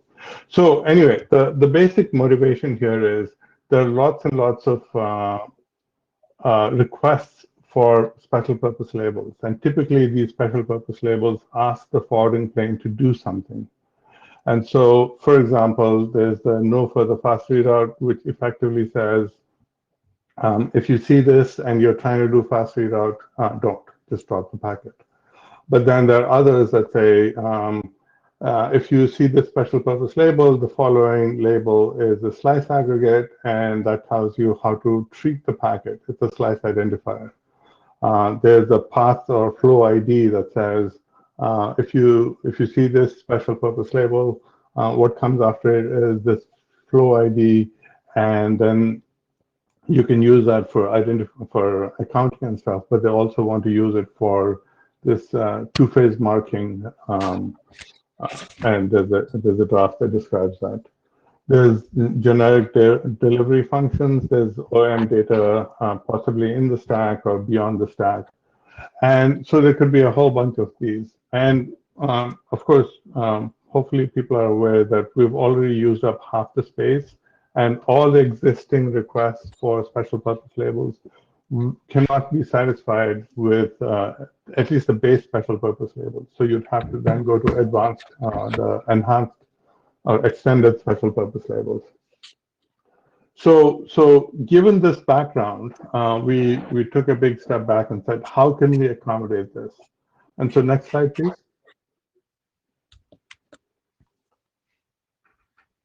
So the key insight is that the critical thing that forwarding engines look at when they're processing a given label, so if you look at the top of stack, you have to look at the label field to say, what do I do with this? You have to look at the TC as part of how you treat the packet. You have to look at the TTL, whether to drop it or forward it, and you have to change the TTL. And then you, of course, have to look at the end of stack bit. And the primary reason for looking at the end of stack bit is to say, what else in the label stack am I going to process? So we've been talking about readable label depth, but in principle, if you can, you would like to go through the whole stack and maybe get to the end of stack and look at things there from the point of view of processing an IP header and getting a better sense of how to forward the packet, how to load balance the packet. So if you do want to do anything beyond the first and the top label, you have to be keeping a close eye on the end of stack bit, because you need to know when the stack ends. There are forwarding engines that look at the label values, and they look for things like SPLs, special purpose labels. So they look for, they They feed them all into their entropy engine if they're so inclined, and so on. So you're looking at the end of stack bits, you're looking at the 20 bits of label value, but the TC bits and the TTL bits are not acted upon.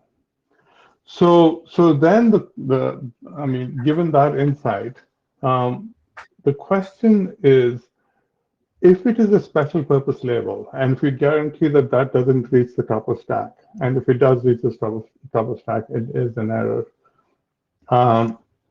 What do we do with, how can we use these bits that are kind of being wasted? So, of course, if we're going down that path and we're going to look at the TC bits and the TTL bits, we have to be very careful, very sure that these labels do not reach the top of stack. Next slide, please.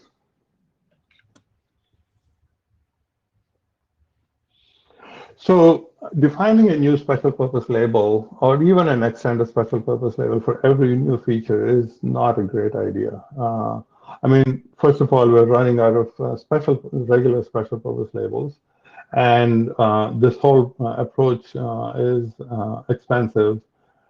Typically, it means that you have to do a hardware respin or a microcode change. So the proposal is to use a single base special purpose label to compactly encode multiple forwarding actions in an MPLS label. So you could, for example, use this single new special purpose label, which we're calling a forwarding actions indicator, as the special purpose label for entropy, for the GIS, which is a slice identifier, whether or not you should do fast reroute, whether or not there's OM in the packet, whether or not there's a path identifier in the packet, whether or not they generate delivery functions. The EL already has an ELI, but all these others are active requests for special purpose labels, and some of them want 2 or more special purpose labels. So, so we're proposing a special purpose label called the forwarding actions indicator that uses the TC and TTL bits to encode more data. And this special purpose label can be accompanied by forwarding actions, which are also compactly encoded. And I think this, and the reason why I think this is important, I know that there's going to be all kinds of people lined up. I'm surprised it's just Stuart for now, but if we do find a way to make this work, that means that every code point for a special purpose label can actually do lots of things. And if that code point can do lots of things, we should, in fact, maybe think about if we define new special purpose labels, how can we make them do multiple things? And also maybe go back to old special purpose labels and say, how do we make them more effective? So that, yes, we have only 15 of them that we can use, but the 16th one being the EL extension label, so leave that aside. But can we get a lot more efficient with them and actually, even with those 15, do lots more things? The trigger for this was the global identifier for slice selector, the GIS field. And this enables MPLS-based transport network slices, so you can look at the draft. But we're generalizing from that. So next slide, please. So here's a theory of operation. You have an existing forwarding label that you're looking at. So you have, it's got a TC bit, it's got an end of stack bit, which hopefully is 0 because there's more coming up, and some TTL field. But below that, you have this multipurpose special purpose label. And the bits that I have here are slightly different from the bits that I have later in the slide, which I was going to present to pals. But the idea is that you have a bit that says there is something beyond the end of stack. And maybe there's a bit that says there is something beyond the end of stack, but you don't need to worry about it now. This is only for the end-to-end thing. And there's a bit that says there's something beyond the end of stack. But it might be interesting to you on a hop-by-hop basis. So those two potential bits are there. There's a bit called the header that says, I've got an extended header. So the next word, the next label field is actually not a label, but an extended special purpose, sorry, more bits for this multi-purpose special purpose label. And then you have... It started at 8:45. Now it's 8:55. It's at the 10 minutes mark. Please, yeah, I know that you asked for 10-minute slot. I'm just reminding you that you're crossed the 10 minutes. I will try to give Jeffrey, I'll be fair with, with the approval of the co-chairs and the audience. Maybe we can go beyond 5 minutes more, but please try to wrap up. Yeah. Okay. If you, thanks. Interesting that I'm the one that gets my time check and everyone else gets whatever, but fine. Because you complained. Exactly. Yeah. Right. That's what happens. So the idea then is to encode in the action bits that you see here the different types of special purpose labels, and based on those action bits, they may be associated data. So if the action bit is no further faster out, there isn't any associated data. But if that action bit says I carry entropy, then the associated data would be entropy. The other thing that's important to realize is that associated data could be all 31 bits. Again, subject to this whole question of being able to reuse the TC and TTL fields. So if you think about using a single word for both entropy label, I don't know if everyone's seeing this, but I'm seeing something funky. So if you see entropy label and slice ID, instead of trying to squeeze everything into 20 bits, you actually have 31 bits. And I think that entropy of less than 16 bits, I think, is pretty much useless. And a slice ID of less than 10 bits, I think 10 bits is already too small. So the idea that you have 15 bits of slice and 16 bits of entropy, I think is reasonable. But if that's not enough, we have an option where you can do more. The high order bit of all this is, I think this is something that the Mpls working group has to look at and say, does this really work? And can we actually reuse the TC and TTL bits if you're not at the top of stack? And if you can, that really opens up two ideas. One is that a special purpose label can have multiple purposes. And so now each code point can actually be much more effective. And the second is any associated data can have a lot more interesting data. So it's not limited to 20 bits of data field, it can be 31 bits. And so I'm going to leave it at that, and I'll let the chairs decide how they want to proceed. We do want to take a question at least. In fact, let me ask the co-chairs what's their perspective on this. Loa, Nick, are you okay to, we take extra 10 minutes beyond the session today, or? It's okay for me as long as the session runs that long. Not sure about Meet Echo. Okay. So what I've heard from previous sessions is that Meet Echo doesn't actually end the session, but I mean, people may want to go to Gather Town or something. So I don't know if they've changed policies. Another alternative is to take the questions after Jeffrey gives his talk. Actually, if people have questions for Kriti, I think it's better for Kriti to proceed first. Thank you, Jeffrey. Thanks for volunteering that. Stuart, go ahead. I see you in the queue, and you're at the top of the queue. Right. So first off, I'm a bit worried that we're tending to put things in the special purpose labels set when we should be putting them actually in the FEC. So for example, you quoted the case of do not fast reroute. The obvious way of dealing with that would be to send the original packet on a FEC that had the property that it was not to be fast rerouted. And that would be consistent with the existing MPLS architecture and not need an extension. Second, you said that these special purpose labels mustn't be at the top of stack. There are some that do go at the top of stack at the moment. GAL is a good example in a PHP LSP. So we do need to be careful about backwards compatibility, although perhaps you meant the new ones must not be at the top of stack. And thirdly, about putting other bits and data in the stack, the ITU wanted to do this some years ago, and we gave quite a sort of sharp reprimand for suggesting this.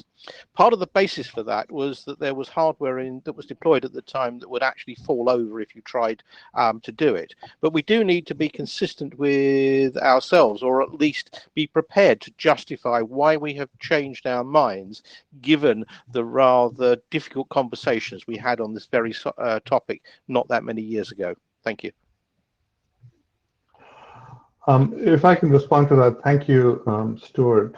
I definitely agree that decisions that we've made in the past have to be rethunk, and telling the ITU what we said at the time. We've changed a lot of things in the forwarding path. So this idea that we have deep stacks, the idea that we actually look well beyond the stack. Well beyond the top label, and in fact, even hunt for the end of stack and do stuff with it was something that was very difficult to do, and sometimes, we didn't want to force that decision, but we've already gone down that path. So we do say that, for example, look at the labels and gather them for doing better entropy, even if you don't have an entropy label indicator. Yes, to your question about my suggestion was not that the special purpose labels never appear on top of stack, but the special purpose labels that do twiddle with the TC and TTL bits should not appear on the top of stack. So for example, in many cases, if you do PHP, but the ultimate hop wants to see a label, you push label 0 on that. So that's the case where a special purpose label is on top of stack. So there is a slide which we haven't gotten to, which talks about next steps. That basically says people who have forwarding engines. Thank you. You were just there. Oh, sorry. Back. No, it says on top next steps. So, yeah, here, proposed next step. So the last slide, last bullet basically says, ASIC vendors, please look at this proposal and send the authors feedback. So the idea is that, we've talked with Broadcom on a couple of their chipsets. We've talked with our own ASIC designers. Definitely that has to be done. And to some extent, being backward compatible is important, and there are things in the field that will remain in the field for a long time. And the question is, can we not do damage with them? But at the same time, the position that we're in, where we've already overflowed the number of base special purpose labels, and the fact that we're using these special purpose labels, in this very single purpose way, is not the ideal way of going forward. So I think it behooves us to look at this. I'm not saying that it's a slam dunk, and see, is it possible or not, and how can we make it safe?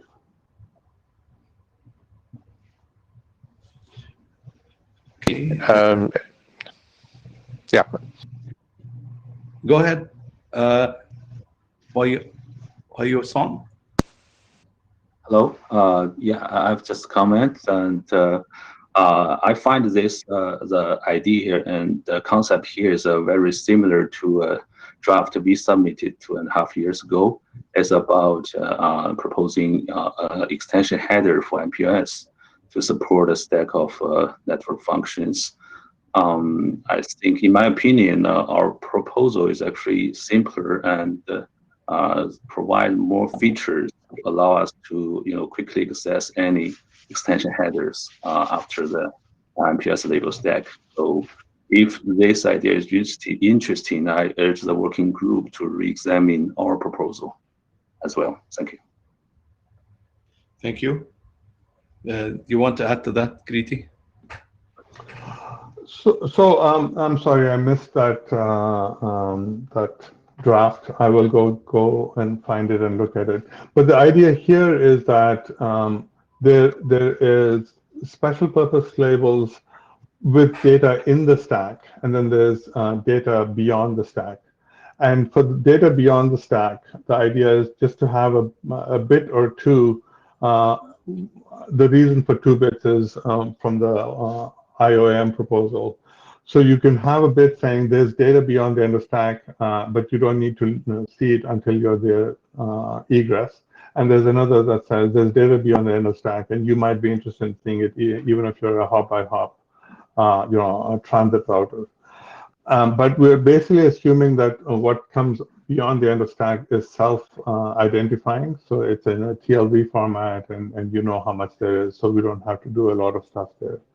The other part of this, the bits that we didn't get to, the action bits, essentially say that the labels below the FAI label are actually not labels, but forwarding action data. And so you're encoding within the label stack stuff that might be interesting. For example, if you look at the ELI basically said the next label is an entropy label. It only had 20 bits of use, but I mean, that same idea is being extended here. And so the action bits would say, I've got 31 bits in the next word and 31 bits in the word after that. And so I could have the 31-bit entropy header and entropy label and the 31-bit GIS, the slice indicator, and so on. So the idea of the action bit is within the label stack, here's what's going on. And then there's just this extra bit or 2 bits, depending on how the MPLS group wants to go, saying there is data beyond the end of the stack, which you can now look at and parse. So it's really about trying to get stuff in the label stack. Okay, but I will look at your, yeah.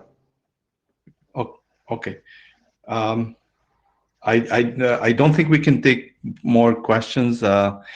Jeffrey, do you think you can?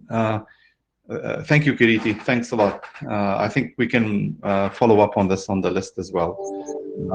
Jeffrey, do you think you can wrap up in 10 minutes? I mean, you can present in 10 minutes. Is that something doable on your side? I'll do 30 seconds. I'll leave it up to you, given the constraints. Go ahead. Yeah, I'll just do 30 seconds. This is an update to a presentation I did last time. But this time we wanted to have more MPLS specific discussions in the MPLS group. We didn't have time to do that, but there is a presentation on the same topic in the joint session with Pao on Friday. I would encourage people to attend to that session because while generic delivery function is intended to be applicable to any layer, including MPLS, there are many MPLS related aspects that we want to have a discussion within MPLS group. Listening to today's presentations, I realized that this new idea of VTM, if we are going forward with that proposal, that we may also consider doing that in the context of a generic delivery function, so that it is not only used for MPLS, but also used for other forwarding plane as well. So I really want to encourage people to read the draft and then join the discussion on Friday. I think that's it from me. Okay, thank you, Jeffrey. Thank you from me too for giving me time. No problem. Thanks, Kiriti. And thanks everybody for attending this session. It was a pleasure seeing you again. We will see you next time we meet. And hopefully, remember, there is a joint session on Friday. We do hope to see you all there. Any last words from you, Leloa and Nick? Please go ahead. No, nothing from my side. Thank you, everyone. All right. Leloa, I guess you were having problems with the mic. He has audio problems, so. Okay. All right. Thank you so much. See you on Friday and during the week. Bye. Thank you.